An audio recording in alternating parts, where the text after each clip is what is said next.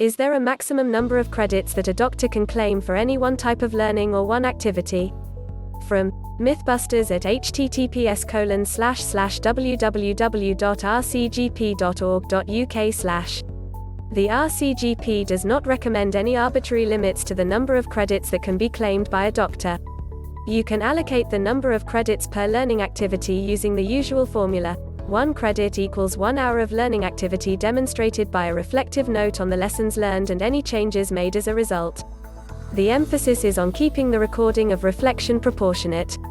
You do not need to go on recording copious reflective notes once you have demonstrated that you are up to date and fit to practice. It is not appropriate for appraisers to be unduly critical about the exact amount of time recorded, or credits claimed, as it creates tension where none is necessary. For example, most diplomas are hundreds of hours of learning, with direct impact on patient care, so setting an arbitrary limit to the amount of credits that can be claimed is not helpful, or proportionate. For you to spend time cutting down credits when you have done the learning and recorded your reflection is as disproportionate as spending time recording credits over and above those that are sufficient to demonstrate keeping up to date. GPs providing undifferentiated primary care need to have CPD that covers the GP curriculum over the 5-year cycle. Documenting and evidencing hundreds of hours of learning from study for a diploma may not be enough CPD to demonstrate continued competence across the GP curriculum if you have not recorded any other CPD, as it might not cover your whole scope of practice.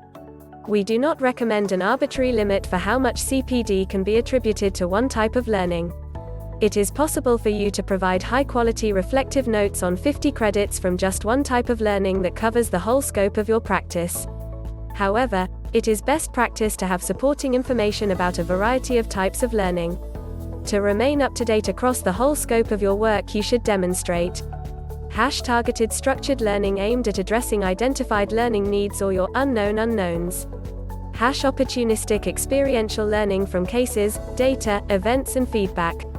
It is important to include evidence of learning with others to calibrate professional judgments and support team learning. Doctors who do not have a breadth of variety of learning types or a significant proportion of learning with others should use their appraisal to discuss this.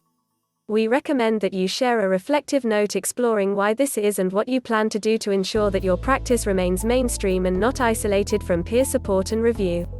If you have not included this type of reflection in the pre-appraisal documentation, you should discuss it during the appraisal. Your appraiser should document your reflection in the summary. From Mythbusters at https://www.rcgp.org.uk/. For further help and support, please visit Medical Appraisals at www.medicalappraisals.org.uk.